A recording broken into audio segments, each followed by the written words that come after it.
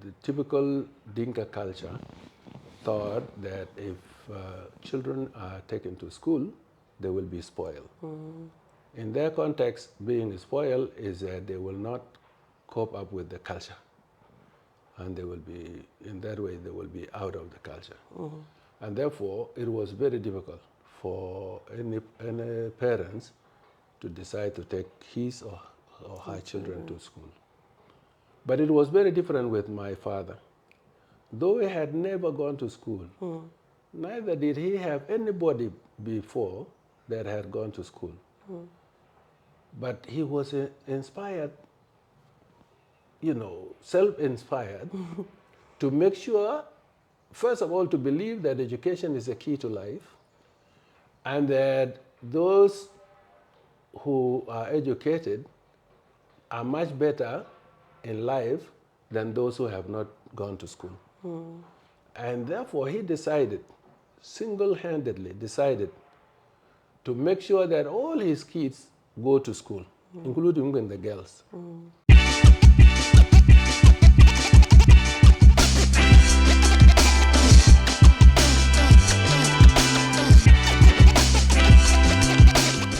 Welcome to the first episode of the Now Reflection podcast. I am so delighted today to have a visionary man, a man of integrity, a man that is so passionate about education. To many, he's called Dr. Ramadan Chan Liolagweng, but to me, I have the privilege to call him Baba. He's a daughter's first love. He is a daughter's first superhero, and a man that has taught me everything that I know today, besides my mother. I am so honored and I'm so privileged that my first episode gets to be a conversation, a candid conversation between myself and my father to share our life journey with you. I am your host, Sarah Chan, the manager of African Scouting for the Toronto Raptors. I am the development associate with Giants of Africa and the founder of Home at Home, a Padiet Foundation. Thank you for tuning in. Stay tuned. Welcome, Baba. Welcome. Thank you. Yeah, Yes, it's yes. so good to have you here. So excited to be with you. Thank you. Yeah. Thank you. So his educational background, and as I've said before, so passionate about education. He did his primary and secondary school in Jelhak and Rang. He went on to do his undergraduates in Ibadan in Nigeria, and then pursued education. And all of this is during the civil war in Sudan, Africa's longest civil war, to pursue his education. And we end up coming to Kenya in 98, and he does his master's and his PhD in theology and translation. He has worked with Sudan Interior Church. He has been the Secretary General for Sudan Council of Churches. He's been the CEO of Sudan Hope for Development. And he has had a vast experience, a decade and over, as the HR manager, human resources manager, with Dar Petroleum Operating Company, and so many other companies, Saipet, Nipet, and Delta, Nile Delta, and Nile Drilling. Thank you so much for your time, and I am happy that you're here. Thank you so much for hosting me. I'm happy to be here. Yeah. So I think I'll just ask you to share with the audience where we're from and your background. We are actually from a section of Dinka that is known to be Padang, and a subsection of Padang community that is called Abialang. And in Abialang, I'm from Gial Tongmaj, which is a subsection of Rang County. And I was born in a village called Tonarepin, which is part of Banjang, Payam. And that's where I come from. Yeah, and you've always been very passionate about education, but you're also the first generation Exactly. to get educated. Exactly. Tell us about that journey. What happens is that during that time,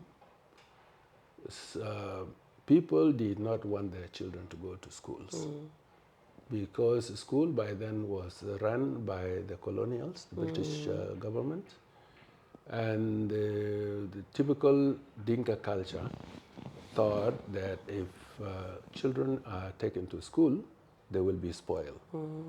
In their context, being spoiled is that they will not cope up with the culture. And they will be, in that way, they will be out of the culture.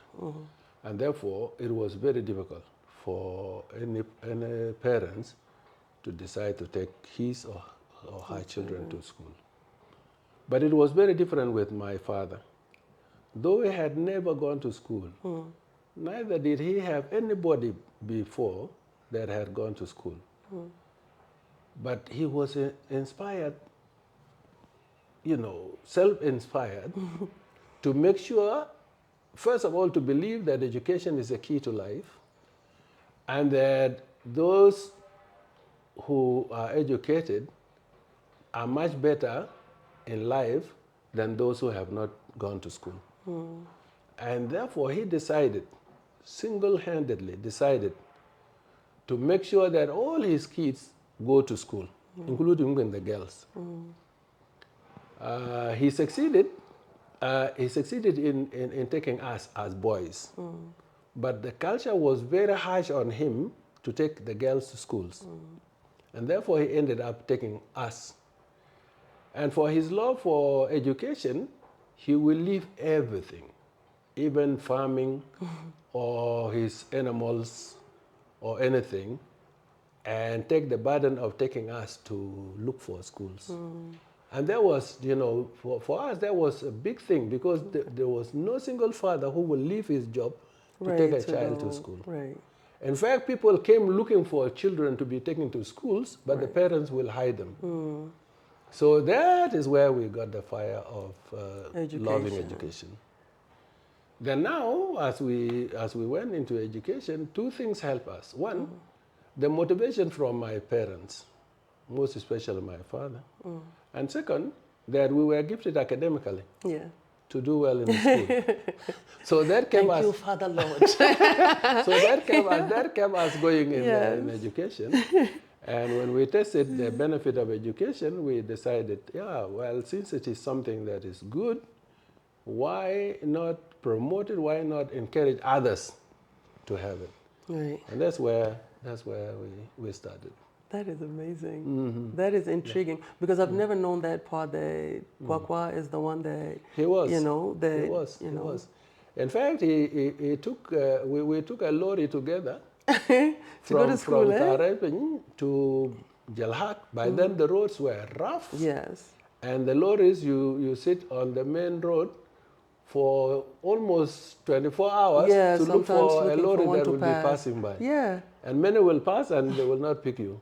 So my father will take us to a road that, you walk for some hours and then take water, the water jar, water goat. Wow, yeah. Go and sit under a tree, wait for a truck, and finally we got a lorry that took us to Jalhak. And that's how you started. And that's how we started. At what age were you when you started? I was like 10. Okay. Yes. That is not too bad. Yeah, that was 10. That is not too bad. Yeah, and in fact, by the time we went to the school with almost some people reaching 20. Yeah. But we were in the same class. Oh man. Yes, I know. Especially even now with the disruption and the history from South Sudan and everything. A lot of people start very late, right? Like 17, 15 sometimes, and that's in class 1. Yeah. Learning to write and read because some are coming from cattle fields as well. Yeah, we actually went to school with people who were almost getting to form to standard. Is it standard? Form. So like they're supposed to be in high school, but they're still in yes, primary. yes. They were supposed to go to Form 4, And But then now studying. there was the Civil War, the Yes, first Civil yes, War, yes. Anyanya War. The school, the city, the town was attacked, so the school was Dismissed. dismissed. And people went and stayed for something like 3 or 4 years. Then when they came back, they you had have to come and start. resume. They have to resume. With the people that are in that That, class. that, Wow. they were in that class. So you at 10, you're there with someone that looks like your uncle in class. Exactly. And in fact, they were uncles. Yes. Yeah, they is were so uncles. funny. And yeah. But it so shows passion and resilience and Yes, motivation yes. to be able to still sit and do what's right. And it actually reminds me of when we were younger and learning English, that I remember when we came in '98, and I also had a problem with, understanding English. And I mean, we would switching completely from Arabic From and Arabic Dinka to to Swahili and Swahili English. English. And I had to repeat that class, and you told me, it doesn't matter how long it takes you, as long as you get it done. You're not Exactly. stupid, it's just that you don't know the language, and language you can learn. Yeah. And you guys actually brought tutors, which was incredible. Yeah. So if we go back to, that's your background with how you started with education with mom, and we wish she was here with us. She has commitments in South Sudan. Her job wouldn't let her join us today, but on her side, her dad was a teacher, and she was the first, she was the second generation, but also the first generation woman getting educated. How did you meet mom? How did I meet her? Actually, what happens was that one of the factors that led me to meet your mom was that my dad' emphasis was for us to love God and do His work. Okay. And so as children, we went to Sunday school, we went to youth group, and so on and so forth of our local church. Now it happens that I was chosen as one of the youth who will go to Malut to build the church, Okay. Malut Church, Right. as a contribution of our local church. Wow. So we went there, and Mom was the choir master. Singing like a bird. Exactly. And she was very dedicated to her faith. She was active. She was so kind. And of course, in addition to the fact that she's so beautiful. Yeah. And so we fell in love. And we started. Yeah, she told me the story about the riverside. The riverside. The riverside. Please share that story. It's funny. Yeah, okay. What happens is that, of course, in Dinka culture, when you meet a girl, you go talk to them, and then finally they would not like to talk to people they don't know, and so they will try to do some funny things. It happened that we were coming out of the church building where we were constructing, and it was a weekend. And they were watching with a friend. Then we decided, let's go talk to these girls. There were two, I and my cousin. So as we were coming, they saw us, and they made agreement, local agreement with her friend. She told the friend that, these people that are coming, I don't want to talk to them. Please, when they come, I will not talk. And if they talk to you, if they ask you, just tell them that I'm deaf. I don't hear. So he said, okay, fine. Then we came, hey, hello, girls, hello. So that other girl was the one talking. And Mom was keeping quiet, was busy watching. So I asked, why is your sister not talking to us? And that girl said, no, she's a deaf. She said, deaf? Yes. Oh, okay, that's good. I also know how to talk to deaf. So I came to her. I came to her talking deaf language, so she started laughing. And that is where we started. She told me he tapped my shoulder, and then he started talking gibberish. Yes. Acting like he's speaking deaf language. That is so funny. So that's where we started. Okay. Yeah. And then the official family, celebration and the dowry, and then you guys now go to Tauriping. Yeah. And our two older brothers, Shol and Aru, are born. And then later on, it's my it's my turn to be born. And I heard I was born at the hospital. Tell us about that The day. first time Yes. for my child to be born in hospital. Yes. It's me, Baba. It was foreign then because we were village. I mean, we were From the living village. in the village, Yes. and we did not even know why people should go to hospital. When you can do it at home for free. Yeah, for free. In And fact, my yeah. mother was the midwife. Mama told me. Yeah, she's the one who delivered my wife twice. Yeah. So we went there, and it happens that we were closer to hospitals. She got in labor, and within some minutes we took her to hospitals. And now we had actually been told what to take for a baby. The requirements, yes. Yeah, the requirements. So we did everything, but we were also educated that a baby should not start giving water or anything until it is 6 months. Oh, the formula milk. Yes, until it is 6 months. So we did not take the feeding bottle. We just went with those other things. And when we reached there, I was told that no, they searched the things and they found out that the bottle is not there. So they told me, you need to go and get the bottle. I said, but is it required? Yes, you go and get it. So I rushed back. Yeah. Within 5 minutes, I was back. While I was coming, I heard the voice of the baby. Wow, wow, wow. And I said, again, God, is that a baby boy? You were so happy you thought I was a boy. So I came and then the doctor told me, oh, congratulations, you have a baby girl. Oh, baby girl. With that voice. With that voice. Oh my God. That's okay. I said, okay, now I know. I have a name for her. And then I named her my mother, who was so kind and so good. Kokok Zainab. Yes. Yeah. So that's how it happens. Oh, no, I love it. I love it. Well, I guess that was the voice for public speaking, maybe.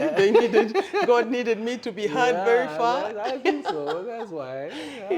But also, I'm so grateful that I also got to be named Kokok's name. She was, God rest her soul in peace, kind and sweet and loving and caring. And she had a very huge sense and, a sense of justice and always protected people. Exactly. Yeah. Actually, she's the one who brought us up with those focus principles and love and care. And, that's amazing. I have fond memories of Kokok. So, as a child, this child with the big voice that is the first daughter, and it's me. Yes. How have you seen, how was I like as a child, and also how have you seen my character develop? Okay. Well, you see, the first thing was, though you were a girl, you took most of my character. Oh, yeah. And growing up as a child, I was stubborn. Yeah. And I did too many, I caused a lot of problems to mischief. my mother. And the same thing, you did not fight too much. Yeah. But I was a bit defiant, I remember, because you had to discipline me. And we have to, whenever I discipline you, I remember, but now this is how I was. So why should I blame her for what she's doing? Yes. But now I don't want her to continue in that. Yes. So she has to be disciplined, and she has to to listen so that she can get advice that will help her in life. Yeah. And so as a child, we were a bit struggling, but it's good that as time went on, things changed. And you became the person we are talking to now. Yeah. Well, I tell people I'm so grateful for the discipline, because I remember, and one of the things I used to tell everybody is, my dad actually physically disciplined me more than mom, but I'm so grateful because every time you and mom, the only difference is sometimes mom would open Proverbs and say, spoil the child and spare the rod and spoil the child. Shufta, this is what you did. And I remember maybe like 3 times. But I think because you saw yourself in me and you knew how hard-headed I was being, that you disciplined me, and I'm so grateful for it, because it really put things in perspective, and it made you know how to respect authority, Well, exactly. and all of that. But now going back to Sudan at the time that we were growing up, because our lives have not been easy, right? And living with about 35 people in the house. 36. 36, eh? 36 people in the house at every given time. And with many of them sick with Right. contaminated Yeah. diseases. And Right. And then also still keeping the focus, because you and mom were working for a church, and it's the sole income that was feeding everybody at home. But also you were loving, and you didn't chase away the sick. You guys took care of them at the cost of, they could have contaminated everybody in the house, but you loved on them. I actually remember the specifics of it as a child, because there was some restricted areas that we know we shouldn't go. But also just, you know, remembering back to the values, because you guys emphasized on education. You were pastors at the time, and you're still pastors even now, aside with everything else that you're doing. The emphasis on religion, but also being South Sudanese and being distinctly different. Our skin color from the Northerners, and every day being subjected to prejudice and to racism and just despicable things. And I can remember, you know, from being expelled from school, me and Deborah, at a very young age, and not understanding why, to, I remember this one instance as well where Deborah's classmate, who was a Darfurian, a 6-year-old, was organ harvested outside of their school, which are just incredibly sad situations. But also vividly remember when we were going to church, I think it was Christmas, and we were walking, we were in Fatihab, we were walking, I don't know how many kilometers that was, but as a child at 8, it was very far. It was a couple of kilometers, something like 4. But yeah, and we never missed church. But I remember this specific time, it was a time of celebration. Because I remember we all had our best outfits on. I had a white dress, you had a black suit on, and we're all walking as a family towards church. And I remember a racist person driving past so fast, and it had rained, and muddy water, he was intentionally trying to splash water on us. And you turned your back just enough that it did not splatter on me and everybody that was on the other side, but it was vivid and very dirty on your back and wet and muddy. But it still did not deter you from going on with the journey. It still did not deter you from showing us this is how you carry yourself. And when we got to church, it had by then dried, thank God for the Sudan weather, and you removed the dirt on it, took a handkerchief with a bit of water, and you washed it off. You cleaned it off. And we went in, and we never saw your demeanor change or your focus be deterred. What was going through your mind at that point? Because those are some of the lessons from being early on in my life, just thinking, wow, that is poise, but I didn't understand why us. We knew we're a bit different, but we only knew it when we were outside. But the example of you just protecting us every time, what was going through your mind during that time? Well, first of all, going to church was modeled by my father. My father, my mother, but most especially my father was very dedicated to his faith. And as you know, he developed Crohn's disease early in life, and he will disturb him. But no matter what happens, when it comes Sunday, he will take that journey of 1.5 hours to go to church. Yes. And now, should any of us be sick on Sunday, my father will carry us on his neck for 1.5 hours to make sure that we go to church. And when we grew up a bit and he could not carry us when we are sick, he bought a donkey to carry us on the donkey so that we don't miss a Sunday. And he made us to love Jesus just by his dedication and commitment to Christ. Though he was not educated, he did not know how to read and so on. But his face was so vivid to us that he printed on us a strong Belief system. belief system that we would not like to play with. Now, and because of that, Christmas becomes the most joyous Yes. occasions of the year Yes. that nobody should miss. And protection is the duty of a parent, protecting you from everything. And in fact, that was the reason why we even moved you to Nairobi for better education, so that you get protected. Now, for these incidents, first of all, it was done intentionally to provoke us. And because of that, if I decided to be angry, I would have helped him to achieve his goal. Yes. But now that I ignored his plan, then he becomes a loser. That, yes. Because I'm the one who is supposed to control and focus on my goal. Yeah. My goal was that we must go to church, and we must go early, and we must take the better seats, where we can see everything going on, where we can hear everything going on. And therefore, this person with different plan cannot interrupt that and cannot take it out of us. Right. So protecting you, as you said, first you were kids, and secondly you were wearing white. Yeah. And so naturally, if anybody comes to attack you, I will be the first person. So because of that, when this incident happened, I have to protect you, so that you people will go clean. Right. And it was difficult for us to come back from where we were pledged on, back home, and then back again. So we decided, no, left for me, I'm okay. I will clean my jacket and I will be there. The purpose will not be deterred. And I know in life, whenever you have a goal, you have a specific goal, there must be obstacles. Yeah.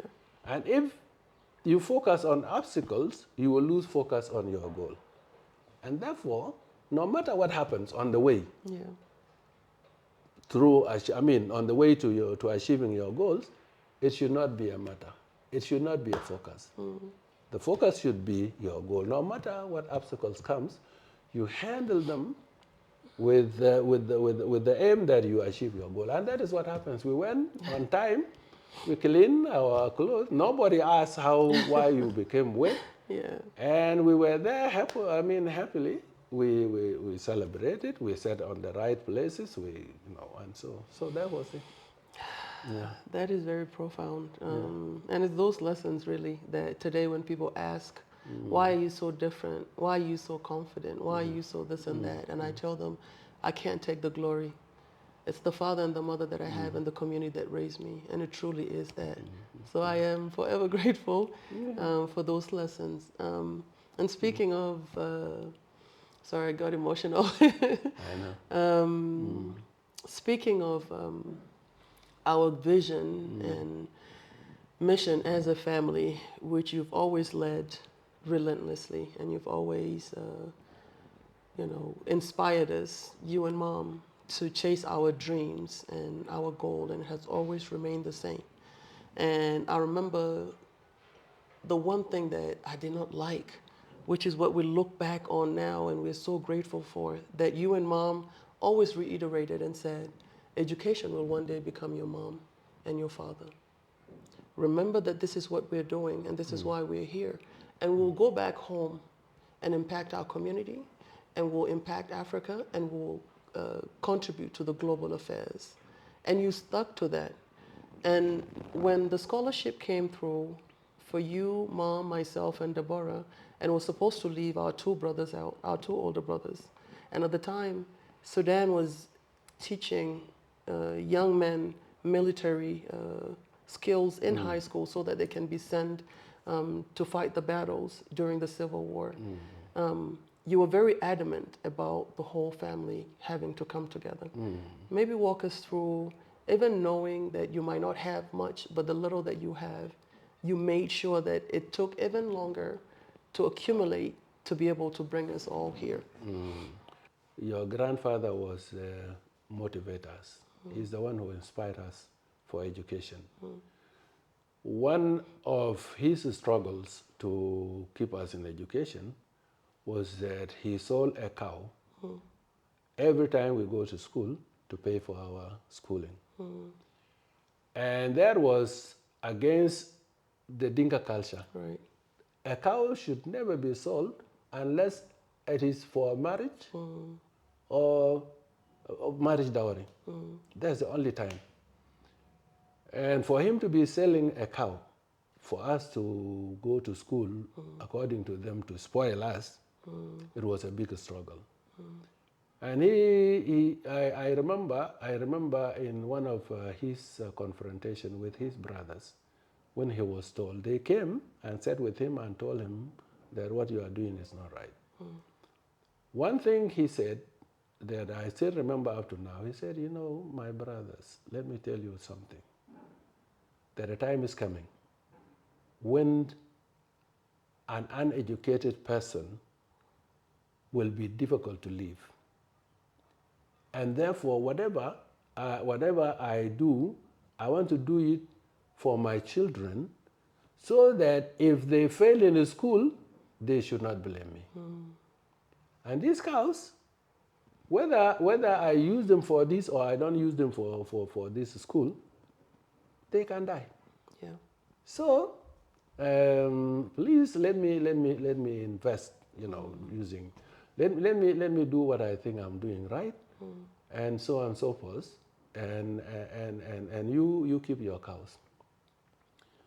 It happens that sometimes, not long after that, a disease outbreak came to our area, and almost all the cows were died. Oh wow. And you remember during the drought, when famine came the first time to Reng, your uncle Benjamin Luet Yes. was the one who rescued people by going to the missionaries and asking for donation for food, and people were literally dying. Yeah. So he came back with food, and the same two uncles were still there. And so one of them remembered and said, now, Chan, how did you see the future? When we were blaming you and talking to you harshly about spending, about wasting cows. If you did not take Benjamin to school, who would have rescued people now? Right. And so my dad said, you know, that's what I used to tell you. So for us, education is something that people need to die for. And so when the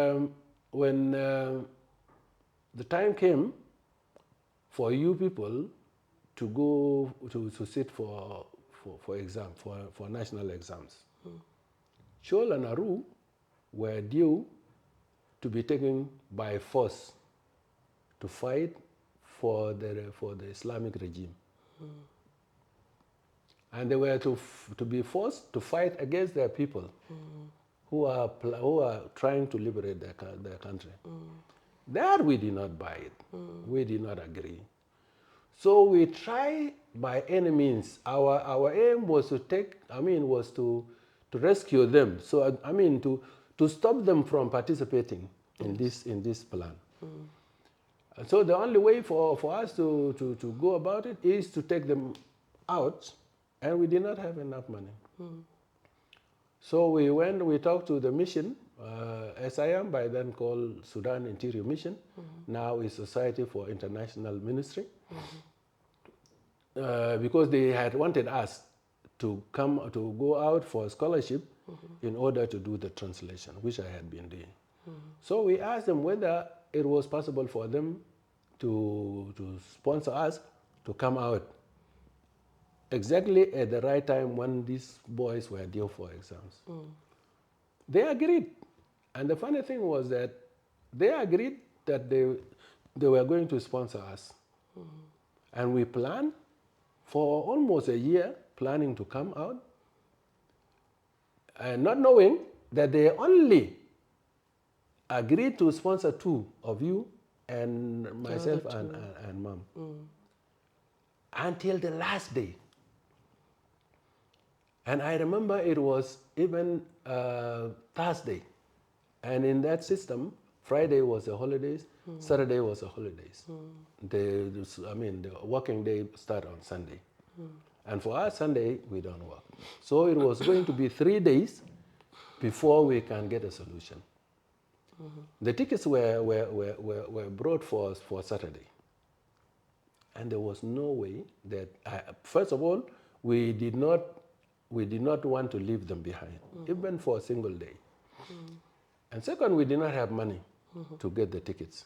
And even if we had money, we were not sure whether we will get the tickets on the same plane. Day, yeah.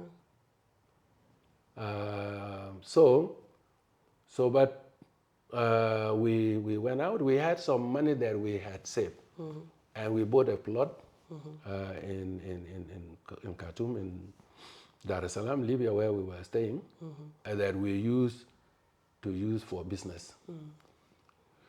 So we just prayed. We just prayed. You know, your mother is a prayer warrior. Yes. So we said, okay, now this is the thing. We have only one day, which is tomorrow, Friday, which is the holidays, and then Saturday when we are leaving early in the morning. So what do we do? So we said we pray. We prayed, and finally what we agreed was, let's sell the plot. And for a plot to be bought, it takes very long. Yes. But the first person we approached accepted to buy it. Amen. And buy it with a good price that can take us. So that's how we managed. We ran on Friday. The offices were not open, but we went to the airport. We got the ticket for the 2 boys, and we have enough money to bring them and start them schooling with that. And that's how we managed to get them out. And it was God's work. It's God's work. There was no way. Yeah, there was no way. We actually, if there's a family that has seen the hand of God throughout from, the village from where we started. I think even like the Bible says, basically, before we were formed, God knew who we were, right? It's our family to see from grace to grace to grace to grace. And the only difference to be in Nairobi and not the Kakuma refugee camp is still by the hand of God and also through education. And I remember now back to one of the other reasons as well that as a family, I'm very sure that you guys were looking for also better opportunities because we remember being woken up at night with lights projected at the house, pickup, unknown men in the pickups and banging on the door and asking for you to come outside. I remember those moments, and I remember also the other moment, I think, as a child, and I think you guys protected us from so many different incidences because the work that you did went against the Islamic Sharia law, and you were converting like the Muhammad Sheikh of the times. I remember him, and I hear now he just came to Rang, by the really? way. Yeah, he came to Rang and is ministering now. That's amazing. Yeah, Look at God. Yeah.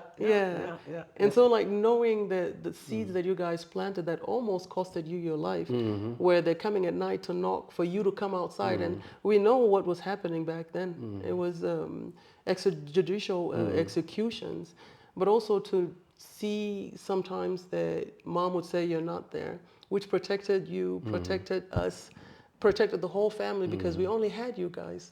And that was like about what? Between both of you, 400 dinar that you guys were getting at the time to support the family.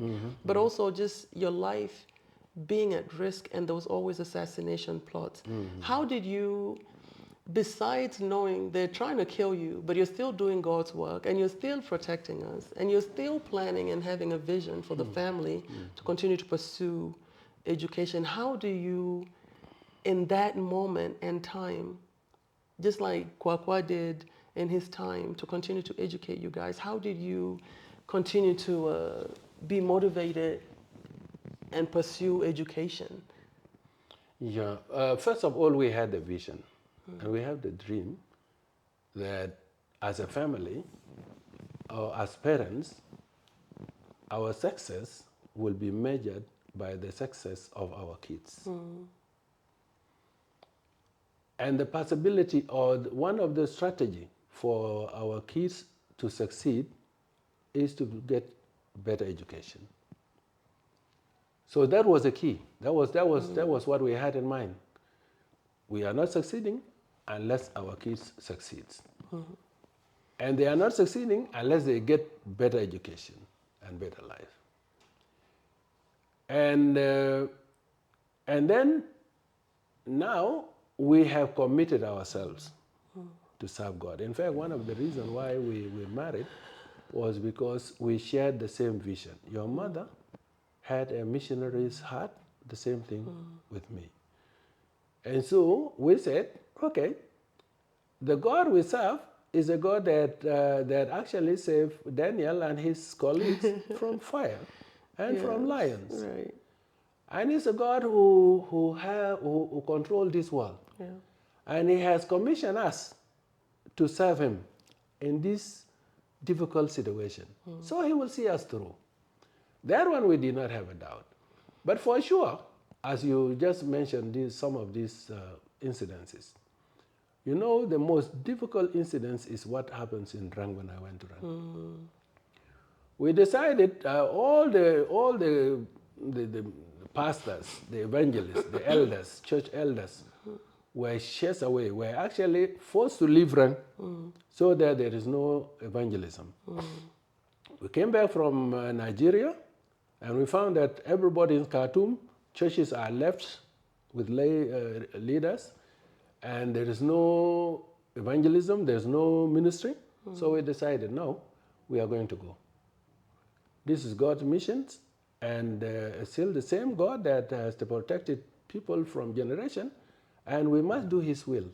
So we went there, and we had three approaches. One is to train young people for evangelism, and that we did through New Life ministry. We took some people who had said, who had decided to go, and then we had conferences, youth conferences, where we encourage them to be strong and remain in faith. And then we had Jesus film. Yeah, I remember those a lot. Jesus film is the one that brought King Muhammad Sheikh and the rest to this. So I happens to be the leader of the, I was supervising all of these ministries, but I was particularly the main speaker in the conference, youth conference. The Islamic government has sent some youth, some spies, some some soldiers. Information. Since they are Christians, since they are also South Sudanese, they participated as youth, and so they were there for weeks that we were there, and finally they came and took us for the reason that we are preaching Jesus And converting. Yes, and converting Muslim. So they took us. They took me, and most especially, their aim was just to kill me. Yeah. Because I was a leader. And it happens that this guy, one of the youth who used to go there, when I was arrested in the night. About how many soldiers? I heard the room has no windows and it's just the door to Yes, get in. that's where we were put in. But where they came and take me from where I was sitting, I was staying, they surrounded the whole building with guns and so on in the midnight, and they dropped me to the barracks, and they put me in, and their plan was to take me out early in the morning, The wee hours. to be executed. Now it happens that before they came, they were coming at 1 o'clock. But before they came, Stephen, his name is Stephen, he's from Nuer. He came to me and said, Pastor, I want to ask you one question, and I want you to be very honest with me. When you went to Nairobi, did you meet any of the SPLA or SPLM leaders in Nairobi? I said no, and that was true. Tell me the truth. I said, that is the truth. There's nothing, nothing more, nothing short. He said, okay. Then when these people came early in the morning at 1 o'clock, they brought a truck. And we were like 25 prisoners in a room of 2.5 by 2.5, Right. with no windows. And the place is hot. And the iron roof is very close to our I head. know. So alone, by staying there, it's almost to It's die. death, yeah. Yeah. But they came out at 8 o'clock, I mean at 1 o'clock, and they lined us up. Come out, come out. We were lined up.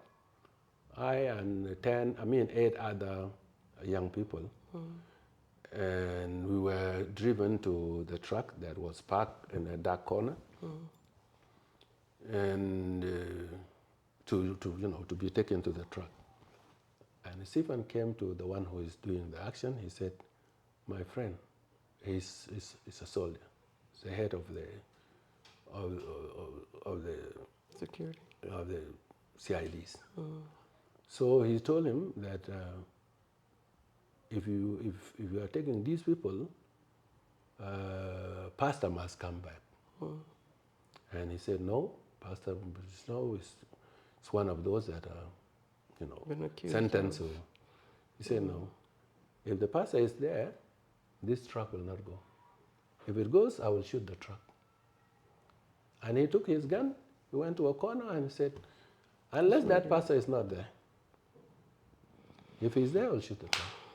And so the conversation went, and they contacted the head, the overall commander, and the overall commander came that night. He tried to convince Stephen to let the truck go, and Stephen was adamant. He said, you kill me, and then you take him.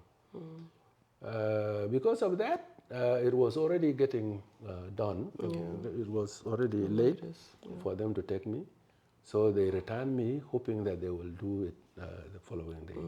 But before the following day, the whole leadership of Rank County, led by Nazir Yusuf Dengor, they came early in the morning and they were so annoyed, they were so angry, and they were shouting at these people and telling them, if you went to the extent of trying to kill this type of people in this country, Who else would you not kill? Yes, you should kill us all before you kill him.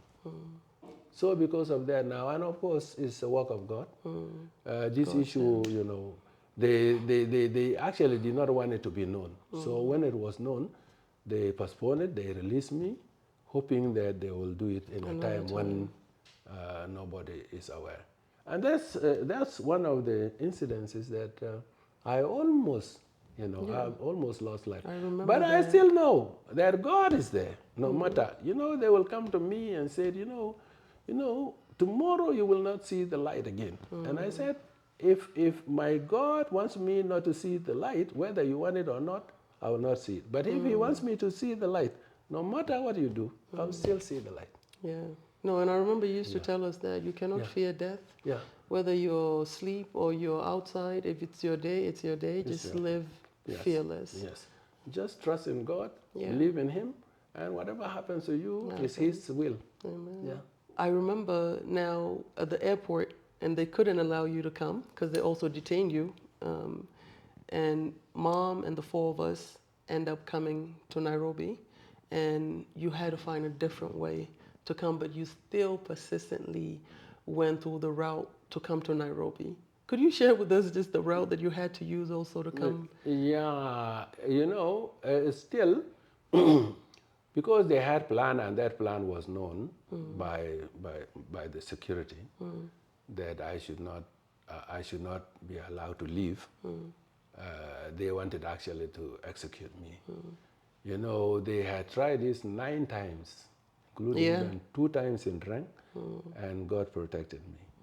So this time, we came to the airport with all the visas ready, passport updated, and everything ready to go. Now, when we came to depart, they checked my passport and said, you were born in 1959, and you have to go through military service before you can travel. And I told them that first of all, this military service is I'm not a Military student. personnel, and I'm not a student. Yeah, Yeah. I'm not a student. I'm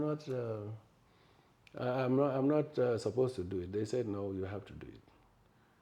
I said so. Mom was concerned, and the time was running off. Time was running out Yeah. for the plane to leave, and so we had to make a decision there. And I tried to convince Mom to live with you. And so two things were very, were our concern. First, she's living with kids and she does not know Where she's going. where she's going. Yeah. And there were no phone by then, there were no Right, I mobiles, there were remember. nothing. And second, She's that leaving she you was leaving behind. me. And that is one thing that she would not like to do. Yeah. So I told her, you know what? It is very easy for one person to sneak out and go than 5 people or 6 people to do that. So you take the kids, you go, you will not be lost. You will find a way, and God will find you, will give you a way through with the kids.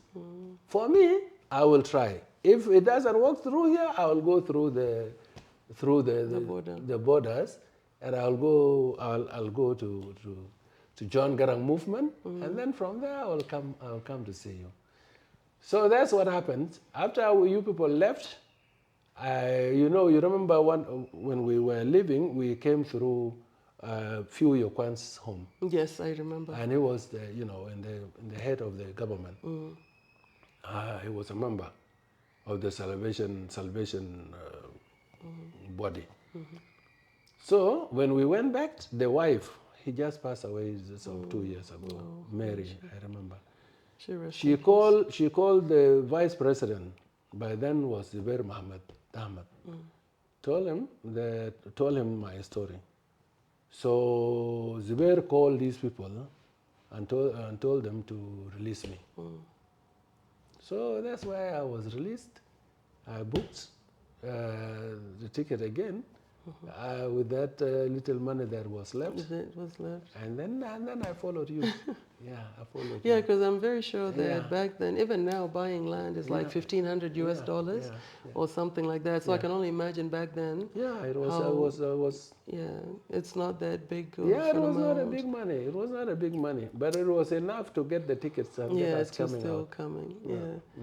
So now we're in Kenya, and the scholarship's still just covering you, Mom, myself, and Deborah, and you guys have to work as students to be able to provide for the rest. Putting extra food on the table, and also the school fees for Shoal and Aru, and it was not cheap at all because we went to Forestville at the time and they were in secondary school. Actually, it was not easy, but again, with determination, there's nothing that is impossible.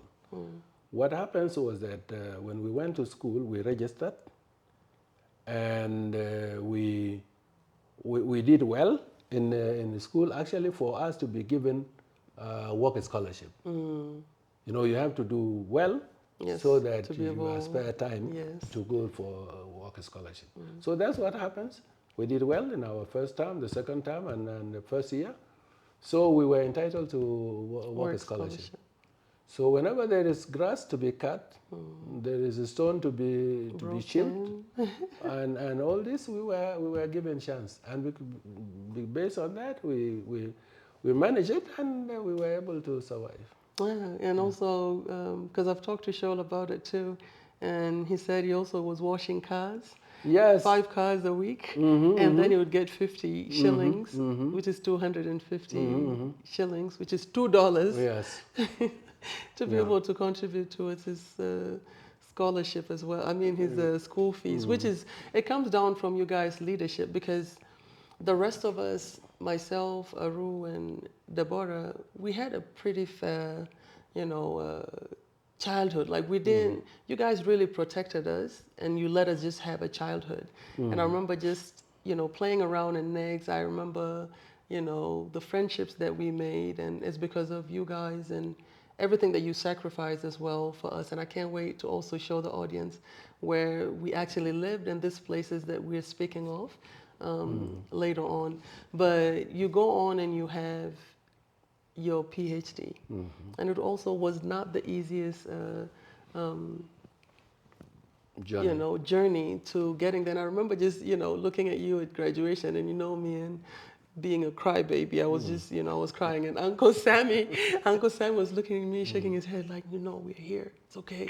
And tell us Yeah. about that journey to actually get to that point, because you also had told us that PhD should be the last mark in this family, and that's the tone that you set, and you actually lived to set it for us. And Mom is also now doing her PhD, and Aru has done his PhD. And you are I have my master's, and we're all university graduates. But to be able to do that and live, live up to your word. Tell us that journey and how that feels. Actually, my belief is that when, most especially in the context of South Sudan, when you go higher in education, you get more opportunities than the rest. Right. And so it was our vision as a family that, first of all, we must get education, quality education. And that's why we work hard to make sure that people went to good school, secondary school, primary schools, so that you get good education. And second, we know that believing in God, everything is possible. And therefore, that's why we kept you people closer to God, so that you have all that you need for your physical, but also for your spiritual. And you have education for your mind. So the three parts of you are well protected. Now, we said that we all of us, the least of us should have a master's. But all of us should get PhDs. The question is not how, but that is what we want to get. That is what we want to get. How is not our business. And how long it takes, it Yes. doesn't matter. And how long it takes is not our business. The aim is to get it. And that's what we went for. If we can let you go through primary school with this cutting grass and running around, and we are able to take you through secondary school with all the rough things we are going through, why not to university? Why not to masters? Why not to PhD? So that's our motivation. We thought if we can do primary, we can do secondary. If we can do secondary, we can do university, and we can do the rest. And if you remember, one time when I was addressing a group of young people in the church, I told them that I now have the PhD.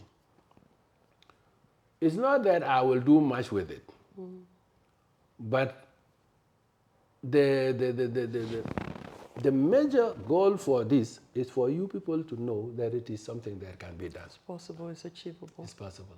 Yeah. And that is what we actually wanted to do. We wanted to tell you people that whatever anybody can do, you can do it better. And therefore, whether you have the means or you don't have the means, as long as you have the dream and you can pursue that dream, relentlessly, you will be able to reach there. And that's what we did. Right. So we went to, I did the masters. In fact, I did 2 masters. Yeah. I did the MA in translation studies. Then I did the MTH in biblical studies to prepare me for a PhD. And then I did the PhD. Yeah? Yeah. It's just the determinations and the management of the little resources that we have. And the purpose was to give you, to set the mark for you people to reach. If I'm first generations and I can get to PhD, what about you people? Yeah. You should go beyond that and get whatever education you can get.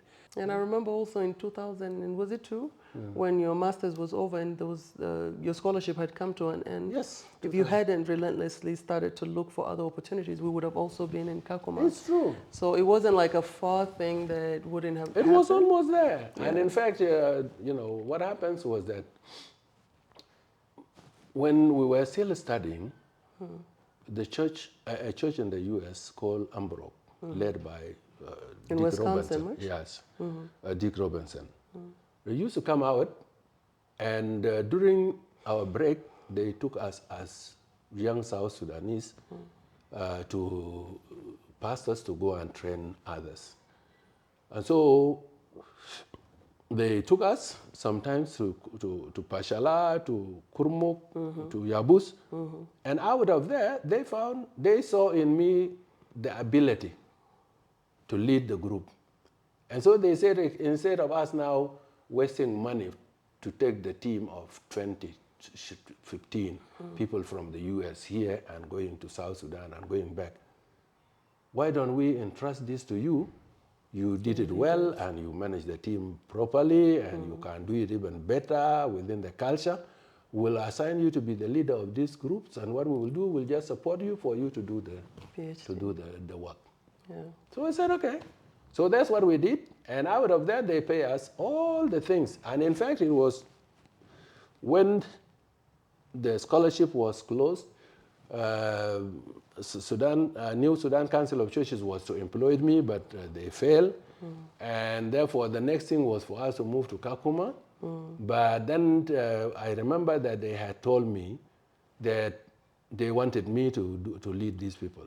But I told them, no, I came on church scholarship, so they had to release me first. Sudan Council of Churches will be the last to release me, and if they did that, then now I will come back to you. So when all these things failed, I went back to the church, and the church said, no, we don't have money to support you. If you can get anywhere to be supported, you work with our churches there. I went to Sudan Council of Churches. They said, now we cannot afford to employ you, so you can look for a scholarship. That's when I went back to the church and said, okay, now the idea that you people raise, if you people are still willing for me to lead the team, I can do it. Though I was leading it on, voluntarily. They said, yes. That's what we have been looking for. So, so they asked me, what do you need? I said, I need my children to be supported. I also need food. I need accommodation, and so on. So they just sent me money to do that. Now, the dream for a PhD came and was kept alive when they said, now, for us as church in the US, we don't have a way of giving you visa to continue in Kenya. Are you willing to be taking some courses still at Negus so that we can still pay and you get the incentives visa, and visa? I said yes, and in fact I had already acquired admission to MTH, but I did not know why I did it. Yeah. So I said yes. So I said okay. So what do you need? I said, you just pay some courses, and then I will be there. So I went and told them, okay, now I'm going to continue with the MTH. Is that possible? They said yes. So they supported me they paid the cost, and I did the MTH. Immediately I finished the MTH, I was qualified to do the PhD. And that's how I did it. That's how it came. That is very inspirational. And I'm happy now. Mom is almost halfway to do her PhD. Aru has done it, and you people are coming on the way. I am inspired to. So it's good. I mean, it's good for your brain. It's good for your body. It's good for your life. And even to impact community. Yeah. Coming from generations of no education to generations of well education. Yeah. Well education, that's good. Yeah, no, that's inspirational, Baba. Thank you so much for leading the way and for showing us how it's done practically. And also for Mom to be doing it at 64. It is so inspirational, and we don't have any excuse. And in fact, I may be one of her supervisors. Everybody supervisor. I'm called That to is be so one of funny. the supervisors. Supervisor, that is so funny. But yeah, no, that's amazing. Now I'll conclude off with just two things or two questions. But the first one is basically as a daughter and knowing just how you've impacted me and the relationship I've had with you as a father and to be a Janubi girl, I know the immense privilege and the honor because you've been a father, but you've been a friend as well. And it's things like when I was going to the US, when I was not sure, and I was hesitant to go, and you're like, go ahead. And you sat me down, and I don't know if you do remember this, yeah? When you told me, my daughter, you're beautiful just the way you are. And you told me no matter who it is that ever looks at you different, it says more about them than you. You're ambassador to our family, but also to our country and our continent. Go and represent as well. And that has been one of the most, other than, you know, the education will be your father and mother. This was so instrumental in how I even look at myself, how I relate to other people. And because I got this, you know, this affirmation from my father that I don't look for it in the world. And I'm so grateful. But the other thing is you've come to my games where, you know, you've seen me get injured and I'm actually almost crying, or I'm crying at times, and I'm being held. Like when I twisted my ankle in Nyayo and I was coming out of the court, I'm being held by my teammates, and you're sitting behind the bench looking at me, and you actually told me, what do you think you're doing? You go back to the game, you finish it off, and you cry later. And I remember just thinking to myself, who is this military guy? Hey, this is not the pastor father that I know. But you taught me the lessons of putting others above yourself, but also taught me toughness. And it gave me confidence because I actually went back and played, and we won. And then I actually cried later because my leg was really in pain and dealt with the doctors later. And also the other incident of my tooth, when I lost my tooth and mom panicked, Ayo, you cannot play again, you're hurting yourself. And you were quiet for then, and then when it was just you and I, you told me, in fact, and what did you tell me if you can remember? Yeah, you know, these are good things. Yeah. First of all, when we came, we just came out of Islamic culture, Yes. where the girls are not supposed to participate in anything public. Right. And that we had been there for 10 years. Right. And knowingly or not knowingly, we were influenced. Most especially mom, who was trying to be traditional. And again, we are also coming from a strong culture that is Dinka. Yes. Where girls have their things and boys have their things. And so for mom, you know, that distinction has to be maintained. Right. Well, why? Because we are going back to Sudan. We are going back to be Dinka, and we remain Dinka, and we are going back to live with Dinka. But my perspective was completely different. Yes, we are Dinka, and we have to maintain Dinka culture. But we are different Dinka. We are not those traditional Dinka. And therefore, we should be different. And if we are talented, like any other people, why using their talents? Why not using it?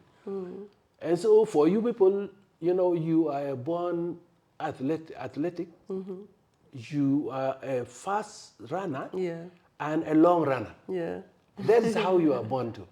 But then when you decided, no, I'm going for basketball, we said, okay, whatever you are comfortable, we will support you. I remember this incident when you lost your teeth. And mom said, okay. No, mom was not for that. She did not want you to do to continue. She was afraid. Even to do the basketball, she was hesitant. She wanted you to do volleyball or something that are girlish. But you know, the talents was there, and therefore we used to, you know, let them. If that is what they want, and if that is what they will excel, let's support them. Let's just give. That's why we went for every game and every Yes, little or big, yeah. for you to know that we support you. Yeah. Now, when you got these incidents in Nakuru. Nakuru and breaking teeth, now Mom said, okay, now up to here, Yeah, this is where it I is put in the enough. towel. It is enough. Just throw the towel and We just call no it quits. basketball. Yes.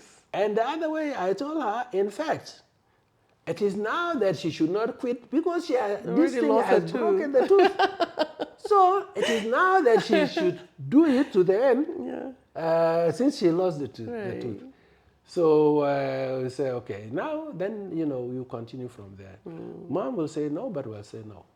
Let's keep that one. Now the same thing with the injury. You know what happens is that, like I mentioned, the obstacles. You have the visions of being a good athlete, of being a good basketballer, and the injuries are part of The process and the game. process of getting there. So if you get injury and you make an excuse of not continuing, then you are abstracted from your main goal. Yeah. And therefore that's why I'm saying no, but we had come all this way and you are almost there. And this little injury should not let you leave your goal. You go do it to the end because you came here to win this game. You go win it. Now if you have pain later on, you cry. Yes. Or you treat it and you would have achieved your goal. Achieved the goal. So that was the main thing. You go do it. You continue doing it because these are just obstacles. These are obstacles on the way that you need to overcome them in order to be what you want to be. And thank God, you are where you are now. Thank you to you, and thank you to Mama. And without that, I'm not where I am, right? And it's the home teaching, it's you guys' value, it's the default of teachings that you guys have already instilled in us that have helped us on and off the court. And now, fast forward, and you speak about God and the work that you put in, and just keep being resilient. And who would have ever thought, that I would get to a place where the position that I hold, I'm the only person doing it in the world. You see now. And you see the hand of God in it, but you see the work that you guys have put in it, that not even just education, but when it comes to sports, that they go hand in hand, and your encouragement and your support, you came to the games, seeing your face and Mom and everybody in the stands in itself, and the support is just incredible. Even when she was afraid and she trusted your leadership for me to continue, and being the first and the only doing it, and also impacting community. Like I was just in Rang and Taraipin 3 months ago, is because of the things that you guys have taught us, and that it's just hard to depart from. That we're here to study, we have to go back home and we have to help, we have to impact Africa, and the selflessness, because we've seen you guys, even with the little that you had when we were growing up, you emphasize on education and you try to help people and you put the children in school even when we didn't have. It is incredible selflessness and service to humanity, but it has been such an example and an inspiration, and what has kept us motivated to keep going. Thank you for doing that for me and my sister, and also encouraging other people in the community and setting an example for all of us. I love you. I love you too. And I appreciate you and I respect you so much. You, and I know it's just one last thing, because this one I need to hear it on camera. With everything that I have achieved, from, and I humbly say this, from meeting His Excellency, the former President of the Republic, of the United States of America, to incredible people along this journey, because I am, because you are, and what you guys have made us. But the last thing, which is one thing I've always told the kids that I mentor, and my father and mother told me, focus in education, everything else will fall in place. And as you can see right now, that things are falling in place for me and for our siblings and for you guys who continue to lead the way for us. So to just encourage the young girls that you can wait until the right time for the right person when you have reached your self-actualization. And I'm still learning and I'm still growing. And should I get married now, it is okay. My dad is not going to whoop me anymore. So what man would you say you would want for your daughter? Because everybody in our family is married. Yes. I'm the only one Yes, remaining. yes. Yes. Number one, God-fearing Amen. person. Somebody who fears God. If one fears God, the least things that he can have is love. Yeah. And that is, it underscores everything. If he loves God, he loves you, then everything will be fine. Second characteristics that I would like to see in my son-in-law is somebody who has vision, somebody who wants to succeed in life Yeah. and want the best out of life, just like you. Yeah?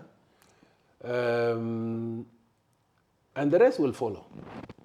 Let him love God. Let him be somebody who wants to succeed so that it doesn't pull you back Yes. from the way, and will see things the same way you see it. And like you said, my advice as you were going, we said, you are with us here when we are living together. If we see something that we want you to do, we will advise you. But now if you are in the US, first thing that you need to know is that you must be on your own. You are created perfectly and nothing is lacking. Yeah? Yeah. And therefore nobody should tell you to be somebody that is you are not. That's why I was, every time we saw you on newspaper or on anything, wearing black clothes, shoes, everything black, except the teeth and the eye. We said, yes, that's our daughter. That's our daughter. You don't need to be anybody's. You just need to be you. Yeah. And in fact, because of that, you did not bleach Yes. to be white. And it's because of you, eh? I know. Yeah. Even the hair, like the reason I put this hair today is because I know you like natural hair.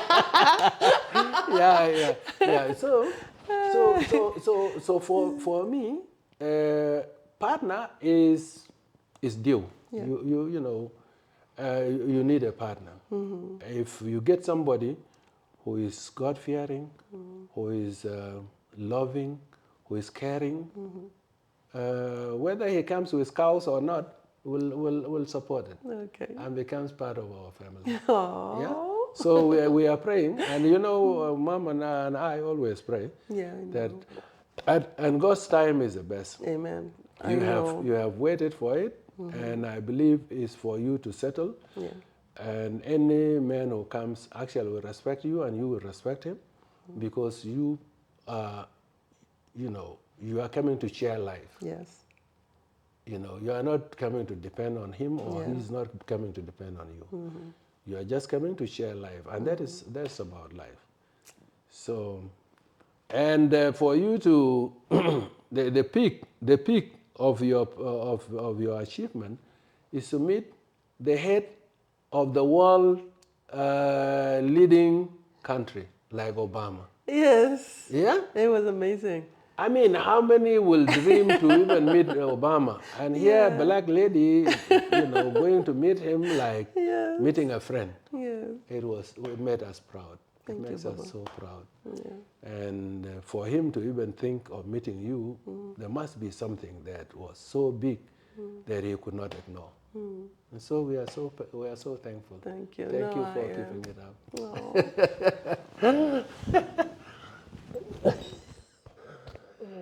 And God bless you. Love you too, man. Bless you, Baba. Yeah, okay. You've been amazing. Thank you you so so much. much. You're And welcome. where would we be without our support? Where would you be without your loving Thank God. parent, Thank a God. friend, a motivator, an inspiration? I couldn't ask for more. And if I was to do this life over again, I would ask for the same parents, same situation, because it made us who we are. And if there are any families out there that are going through what we've been through or going through anything right now, that I hope our stories do help you see, light at the end of the tunnel. I am so blessed and I'm so honored to be called the daughter of Dr. Ramadan Chan. So thank you all for joining us today. Thank you for lending an ear. Stay tuned for our next episodes.